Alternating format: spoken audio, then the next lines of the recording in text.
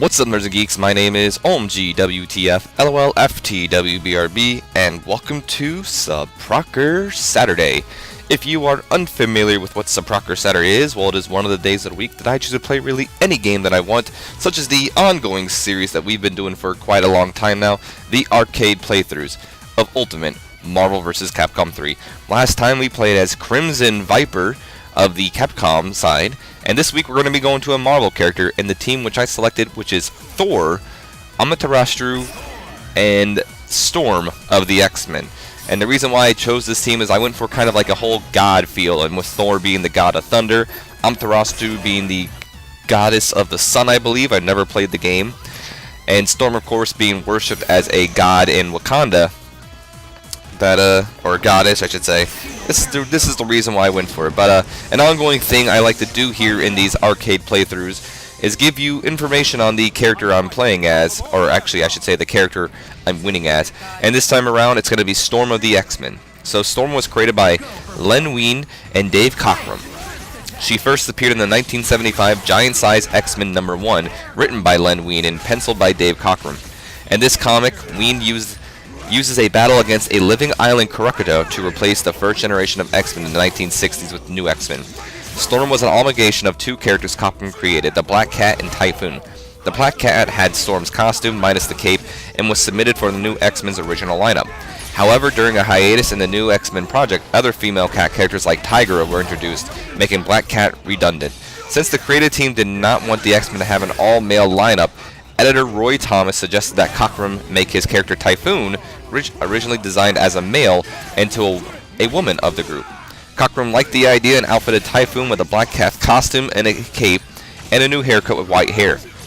His collaborators feared that Storm's white hair would make her look like a grandmother, but Cockrum, confident that he could consistently draw the character so that she would appear young, insisted of the aspect of her appearance.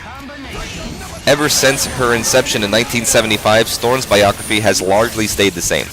The framework was laid first by Chris Claremont, who fleshed out her backstory in Uncanny X-Men number 102 in 1976, and in Uncanny X-Men number 117 in 1979. Some reinterpretations were made in 2005 and 2006, where writers Mark Sumerick and Eric Jerome Dickey respectively rewrote part of her early history in a miniseries, Aurora, Before the Storm, and Storm Volume 2. According to a established Marvel canon, Aurora Monroe is born in New York City as the child of Kenya tribal princess Nadir and American photographer David Monroe. When Aurora is 6 months old, she and her parents moved to the Egyptian capital in Cairo. 5 years later, during the Suez crisis, a fighter jet crashes into her parents' house, killing them, buried under tons of rubble. Aurora survives but is orphaned and left with intense claustrophobia. Her fear was once so intense that she was known to revert to a fetal position and approach a cataratic state. In recent years, Storm has more or less conquered her claustrophobia and can freely move into tight spaces even over long periods of times. Okay. After the death of her parents, Aurora wanders Cairo's back alleys for a few weeks until she is picked up by the Begin Street Lord Ahmed El Gabar and becomes a prolific thief. Among her victims is her future mentor, Professor X, who is there to meet the Shadow King. Following an inner urge, she wanders into the Serengeti as a teenager and meets T'Challa, who would become her future husband despite strong mutual feelings. The two part ways. Oh, excuse me, that was not supposed to sound like that, but either way. In the Serengeti, Ororo first displays her mutant ability to control weather. Sometime after this, she met the witch priestess, Anit, who took her and became her surrogate mother. Once their village was going through a terrible drought, Storm commanded rain for days just to help them. By doing this, she threw off the natural order of nature, and droughts were formed over numerous villages, and hundreds of animals were killed. Sensing the damage she had done, Anit told Storm of her kind but ill-thought-out gesture, and of the damage she caused. Anit took this opportunity to explain to Aurora how her powers work with nature, and how she could fix the problem by properly distributing rain. For a time, she was worshipped as a rain goddess to an African tribe. Oh God. Practicing nudism. I don't know. And tribal spiritually, before being recruited by Professor X into the X-Men. Aurora receives the codename Storm and is established as a strong, serene character. In her early career with the X-Men, she suffers a major claustrophobic attack, which prompts a revelation of her origin to her teammates. When Magneto captures the team, Storm frees the X-Men from captivity. Storm is later captured by the White King, leading up to the X-Men's clash with Dark Phoenix. She becomes deputy leader of the X-Men and supports her colleague Cyclops as the leader of the X-Men, a role she fills out during most of her time as a superhero. She briefly became Rogue Storm and even switched bodies with the White Queen. She's attacked by Dracula and defeats Callisto, becoming the new leader of the Morlocks. Following her leadership of the Morlocks during the combat with Callisto, Storm begins to develop a darker side. Eventually, the X-Men are invited to Japan for Wolverine's wedding to Mariko Yashida. It is here that she meets Wolverine's old friend Yukio, and two become fast friends. Storm is inspired by Yukio, who encourages Storm to embrace her emerging dark side. This leads the Storm to drastically change her outward appearance to match her inner self, and thus don her iconic punk drab. Storm is eventually deprived of her superhuman powers by a gunfire by Henry Peter Grinch. Unknown to her, this device was designed by the mutant inventor Forge. The depowered Oro then meets and falls in love with Forge, although he does not initially tell her that he is responsible for her power loss. She helps Forge battle Dyer's Wraiths before leaving him to rejoin the X-Men. She aids the New Mutants against the Shadow King, Amia Farouk. She next journeys to Asgard with the X-Men, where she is briefly enslaved by Loki. She is nearly killed in a confrontation with Andreas von Strucker. She defeats Cyclops in a competition to become the X-Men's leader. Not long after that, she is reunited with Forge, regains her superpowers, and dies with the X-Men and giving her life force to defeat the adversaries. She is resurrected by Roma. She is reverted to childhood by Mutant Nanny, meets Gambit, and is finally returned. I love Gambit. And finally is returned to adulthood. However, she is enslaved by the Genoshians, but regains her free will and escapes captivity. Concerning her personal life, she is for a long time romantically involved with the fellow X-Men Forge, and even considers marrying him before breaking up. After 90% of the mutants of the world loses their powers, Storm leaves the X-Men to go to Africa, rekindles her relationship with T'Challa, now a superhero known as Black Panther, marries him and becomes the queen of the Kingdom of Wakanda, and joins the new Fantastic Four alongside her husband when Reed and Sue take a vacation. On a mission in space, the Watcher told Black Panther and Storm that their children would have a special destiny. Upon Reed and Sue's return to the Fantastic Four, Storm and the Black Panther leave, with Storm returning to the Uncanny X-Men to help out with the events of the Messiah Complex. After joining with the X-Men again, Storm is confronted by Cyclops over her position as an X-Men and a queen. Cyclops reminds her that she made him choose between family and duty before, and and she needs to do the same decision. Excuse me. Storm reacts by returning to Wakanda to face the despondent Black Panther, with two seemingly falling out with each other, although it is later revealed that Black Panther has been possessed by the Shadow King. After incapacitating the possessed T'Challa, Storm battled Cyclops, who had been mentally enthralled by the Shadow King, to kill the other X-Men.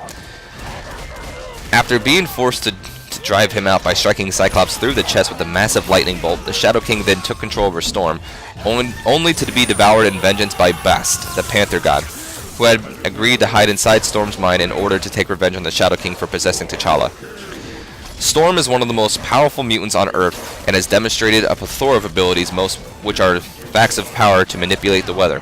Storm possesses the psionic ability to control all forms of weather over vast areas.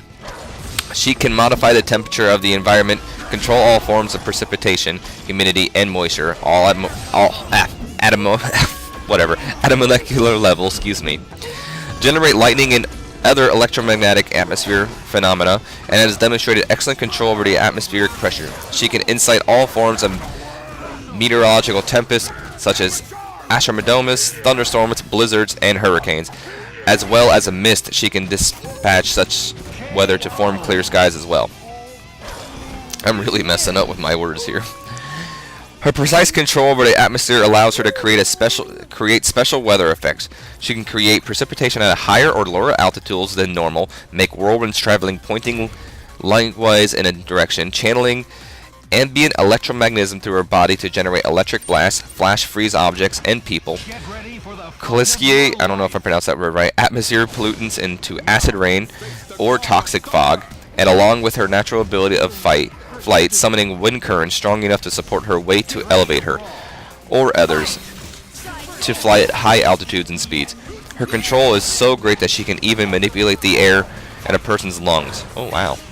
She can also control the pressure inside the human inner ear, an ability she uses to cause intense pain. She can also bend light using moisture in the air and her manipulation of mist and fog to appear partially transparent, and in later comics, nearly invisible. Storm has also demonstrated the ability to control natural forces that include cosmic storms, solar wind, ocean currents, and the electromagnetic field. She has demonstrated the ability to separate water molecules into oxygen and hydrogen via electrolysis, allowing her to breathe underwater. While in outer space she is able to affect and manipulate the interstellar and intergalactic medium, Storm can alter her visual perception so as to see the universe in terms of energy patterns, detecting the flaws of kinetic, thermal, and electromagnetic energy behind water phenomenon, and can bend this energy to her will. I have no idea what I'm reading right now, I'm just letting you know. I'm just reading it. Storm has been shown to be sensitive to the dynamics of natural world, and her psionic powers over weather are affected by her emotions. One consequence, oh, of course it's affected by her emotions, as a woman, right? That's what we're going with here. One consequence of this connection to nature is that she often suppresses extreme feelings to prevent her emotional state from resulting into violent weather. She has once sensed the disease and dying tree on the X-Mansion grounds, detected objects within various atmospheric mediums, including water, and sensed that the incorrect motion of a hurricane in the northern hemisphere and gravitational series of the tides by the moon and sun, as well as the distortion of a planet's magnetosphere. Okay.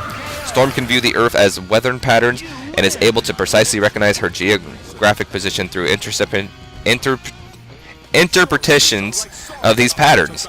Storm's mutant abilities are limited by her willpower and strength of her body. Sentinels have considered Storm an Omega-level mutant on one occasion. Storm's ancestry supports the use of magic and witchcraft. Many of her ancestors were sorceress and priestess. Storm's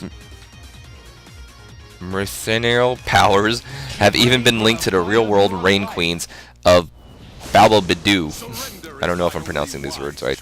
The region from which her sorceress supreme ancestor Aish hails, the mystic Anchornisirius, deals with Storm's ancestor Ashaki, who worships the Egyptian goddess Mat, also known as Oyster, the mother of Agamotto.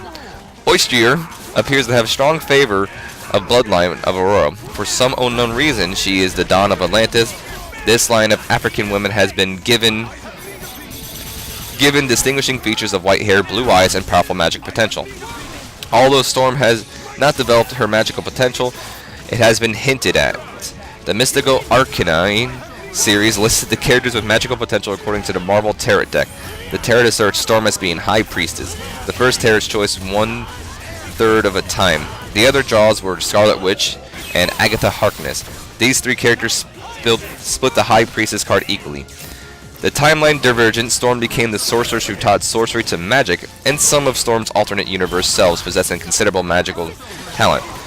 On a separate note, it has been stated that Storm's spirit is so strong that she was able to host the consciousness of an avatar, or manifestation body, of eternity and gathering consisting of herself, Doctor Strange, Black Panther, Silver Surfer, and the Fantastic Four. She and Doctor Strange were the only viable candidates. Storm is an expert thief and a skilled, cunning, gifted hand-to-hand fighter trained by Ahmed El Gabar, Professor X, Wolverine, and T'Challa, the Black Panther. By using superior strategy, Storm has overcome physically stronger foes like Callisto and the Crimson Commando in hand-to-hand combat. Storm is an excellent marksman with handguns and proficient in the use of knives. Storm is also fluent in Russian, Arabic, and Swahili. As part of her paraphernalia, Storm carries a set of lockpicks with which she has extraordinary ability of picking locks. In early appearance, she was able to pick a lock with her teeth, while her physical coordination was reduced to the level of an infant, and her astral ruby, which allows her interdimensional transportation with the help of her lightning. Her body compensates for a rapid increase of atmospheric pressure. She can use a near complete darkness and a superb dexterity. Storm has been described as having one of the strongest wills among the X-Men, making her high resistant to psychic attacks, especially in tandem electric fields she creates around herself. Telepaths have found it difficult to track her down, probe her thoughts, and Propertot, excuse me. Several of these traits are independent of her mutant status and are a result of her ancestry. Also, when using her powers, Storm's eyes turn solid white. Storm's real name is Aurora. It's translated into tribal language as Beauty. By the way, I lost. Storm was one of the first black comic book characters and the first black female to play either a major or supporting role in big two comic book houses. Oh, Marvel Comics and DC Comics.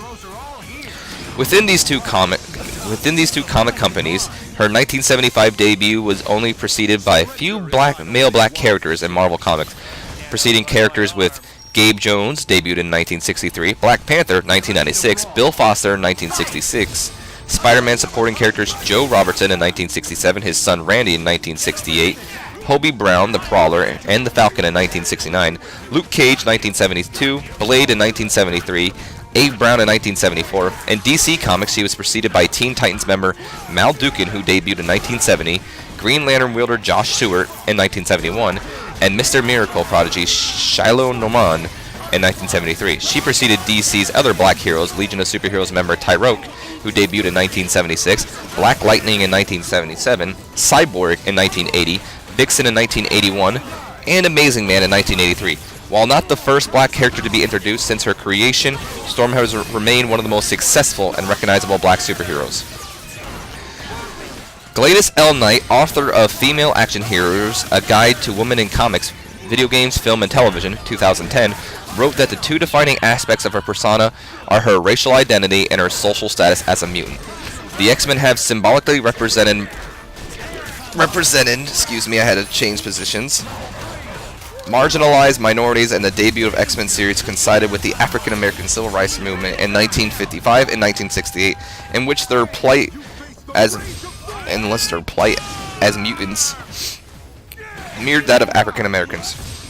Storm's creation in particular was during the heyday of films, which featured among others Pam Grier, an African American actress who considered a pioneer of female action hero films. Next up, we're going to be going over television shows she has appeared in. So Storm has appeared in Spider-Man and His Amazing Friends, X-Men, X-Men Evolution, Wolverine in the X-Men, Marvel Superhero Squad Show, Black Panther, the X-Men Marvel anime. In film, she has appeared in X-Men, X2, X-Men United, and X-Men The Last Stand, which all is portrayed by Halle Berry. Storm appears in X-Men First Class, but she appears when Charles Xavier and Magneto use Cerebro and find mutants for a team. A white-haired child is shown writing in a journal. She will appear in X-Men Days of Future Past, and along with Doctor Doom, the Hulk, and Spider-Man, Storm also has a ride in Marvel Superhero Island of Universal Studios.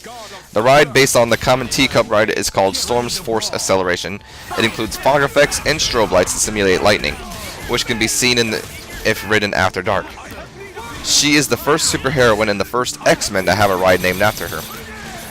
Storm has appeared in the following video games. By the way, I lost again. She has appeared in X-Men Arcade Game, Spider-Man and X-Men Arcade's Revenge, X-Men Children of the Atom. She's an assist character in Marvel vs. Capcom 1.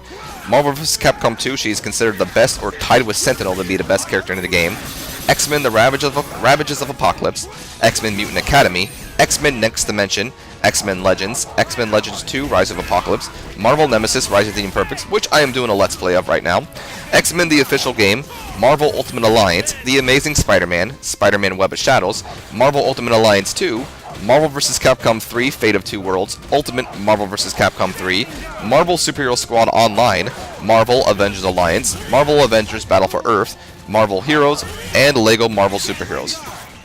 Next up, we're going to be going over the people who have done her voice. So in Spider-Man and His Amazing Friends in 1981, Anne Lockhart and Kathy Graver did her English voices, and Yoko Kuroto did her Japanese voice. And prior to the X-Men in 1998, Andy Chapman did the voice. In X-Men in 1992, Iona Morris, Allison Seeley Smith did the English voices, and Ryoko Yoshida and Yoko Kuroto did her Japanese voices. In X-Men Evolution in 2000, Kristen Williamson was the English voice, Ryoko Kimiyoshi was her Japanese voice, Maya Guedes is her Mexican-Spanish voice, Patricia Saixia is her Italian voice, and Anna Opostaglaxis is her Polish voice. In Wolverine in the X-Men in 2008, Suzanne Dillon did her English voice, and Marina Thovis did her Italian voice. In the Superhero Squad show in 2009, Cree Summers does her voice. Jill Scott does her voice in Black Panther in 2010.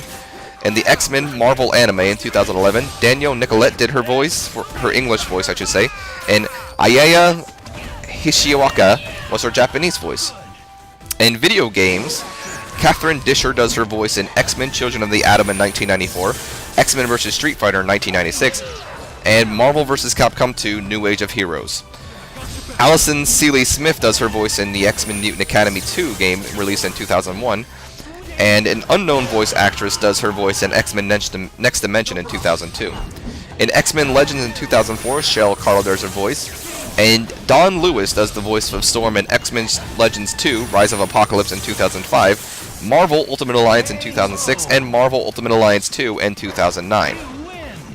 Deborah Wilson does her voice in X-Men The Official Game in 2006, and in Marvel Superhero Squad the video game in 2009, Cree Summer does her voice. Suzanne Dillon does her voice in both Marvel vs. Capcom 3 Fate of Two Worlds and Ultimate Marvel vs. Capcom 3, both released in 2007.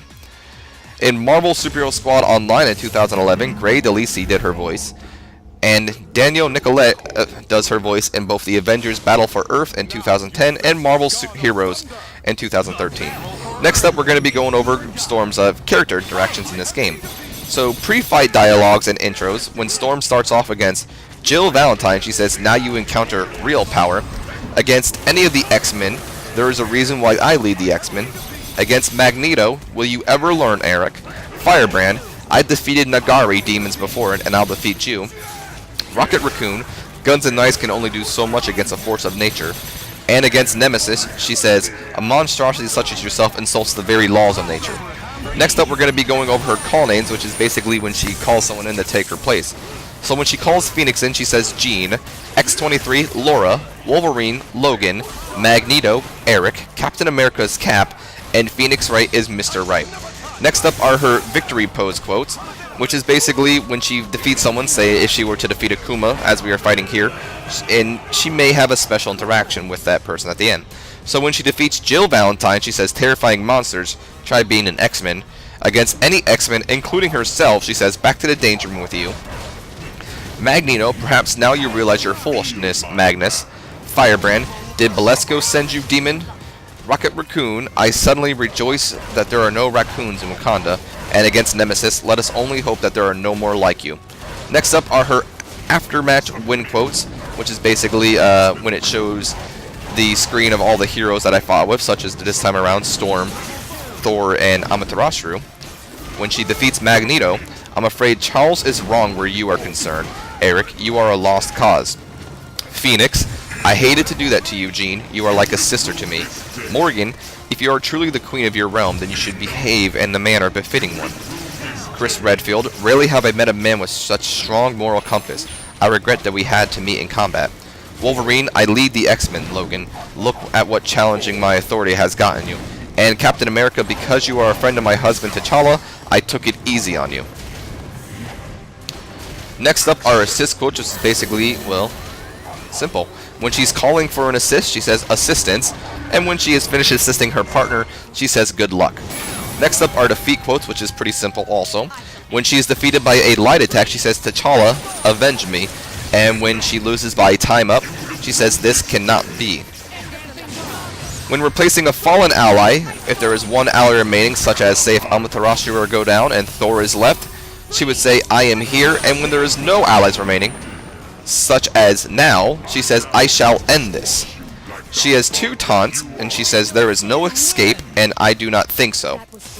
And that's about it. I'm actually kind of surprised I finished everything, because I was getting a little worried there that I didn't have enough. By the way, we just ended it. So I can't really give my, well, I actually can, and I will give my opinion on the character in this game and all that. How adorable. How is it raining in space? Well, then again, we just found out Storm can manipulate space, apparently. Sometimes, when I wonder if it's all worth it, everything we do as X-Men to save this world, I come here. And I am reminded that it very much is. So a little bit different from her ending in Marvel vs. Capcom 3 Vanilla. In that one, she does this whole spiel about if it's ever going to end or something, you know. And T'Challa says, well, as long as I have you, blah, blah, blah, blah. You know, actually Black Panther talks in that, the original ending. This one, they cut it short. I'm unsure why they did. But, you know, whatever. Real quick, let me give my opinion on the character of Storm in this game. You know, before today, I questioned Storm's appearance, but for some reason, reading all that information and learning about her a little bit more kind of made me not hate her as much as I used to, which is surprising because I used to dislike Storm's character so much. But before today, I thought Storm was a stupid character included in this game, and the only reason she was included was because of her Marvel vs. Capcom 2 appearance and her being the best character, or the second best character, or tied for first, I should say, Sentinel being the other one. And I still do feel like that is the reason why Sentinel is back in this game, but I don't feel like it's Storm's reason, because after today, I've realized that Storm is a really huge character in the Marvel universe, and in the X-Men universe, of course. So, yeah, before today, I didn't like Storm, and reading all that information and learning about her a little bit more, you know, I gained a newfound respect for her. So I do hope you have enjoyed this arcade playthrough, Nerds and Geeks. If you have, do me a favor, leave me a comment, a like, and please subscribe if you have not already. And as always, I have been OMG WTF LOL FTWBRB, and I'll see you guys next week when we go to a Capcom character to continue our arcade playthroughs. So until then, Nerds and Geeks, you guys have yourselves a wonderful day.